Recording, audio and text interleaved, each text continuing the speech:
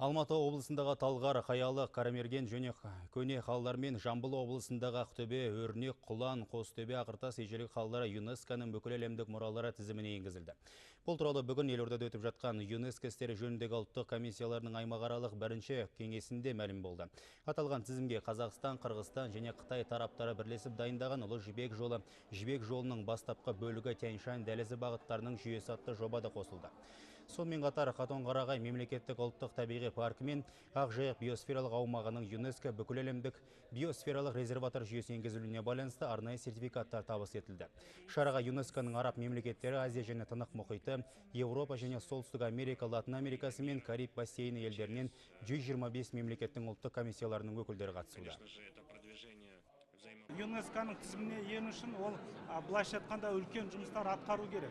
Ол тарихи маңызы бар жерлер болу керек. Сонымен қатар сол тарихи маңызы бар жерлердің сақталуы міндетті түрде керек. Мемлекет тарапынан немесе қоғам тарапынан қандай жұмыстар жүріп жатыр деп. Осы тізімге кірердің алдында көптеген ЮНЕСКО-ның эксперттер бізге Қазақстанға келген болатын.